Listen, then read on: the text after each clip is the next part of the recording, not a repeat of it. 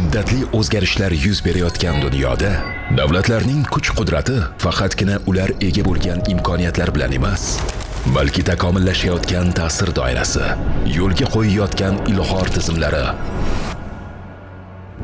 Ana shunday zamonaviy yondashuvlar asosida Birlashgan Arab Amirliklari va O'zbekiston Respublikasi o'rtasidagi strategik hamkorligida yangi sahifa boshlandi. Bu ikki davlat o'rtasidagi shunchaki hamkorlik emas.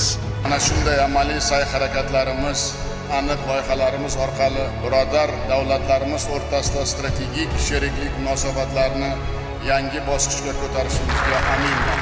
Bu yuksak darajadagi munosabatlar ishonchga asoslangan, bilim va tajribalar almashish orqali yangi kelajakni barpo etishga qaratilgan umumiy ishonchdir.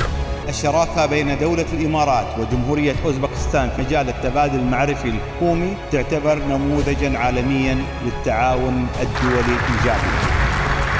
Davlat boshqaruvida ilg'or tajribalar va zamonaviy yondashuvlar almashinuviga asoslangan ushbu hamkorlik doirasida O'zbekistonda sifatli davlat boshqaruvi dasturi yo'lga qo'yildi.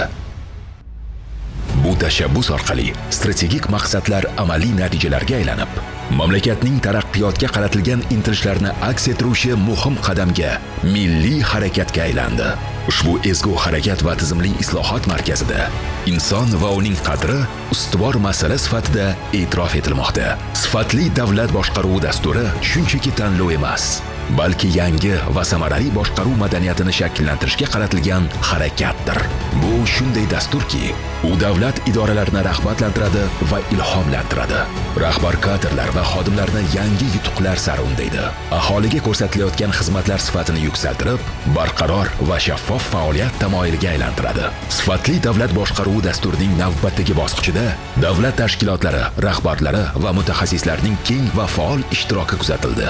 Baholash jarayoni Birlashgan Arab Amirliklari va O'zbekistondan jalb etilgan xalqaro va mahalliy ekspertlar hamkorligida adolatli amalga oshirildi. Bu esa ikki davlat o'rtasidagi sheriklikning naqadar chuqur va samimiy ekanini, shuningdek haqiqiy taraqqiyot, inson salohiyatini rivojlantirish va uni qo'llab-quvvatlashdan boshlanishini namoyon etadi. Bu dastur jarayonning yakuni emas, balki mutlaqo yangi bosqichning boshlanishidir. Zamonaviy O'zbekiston tarixi o'z farzandlarining salohiyati, davlat yetakchisining uzoqni ko'zlagan siyosiy irodasi va yorqin kelajakni barpo etadigan hamkorliklar bilan yozilmoqda.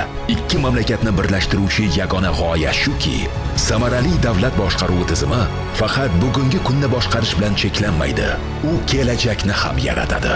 O'zbekistonda sifatli davlat boshqaruvi dasturi. Bu yuksak taraqqiyot sari yo'l.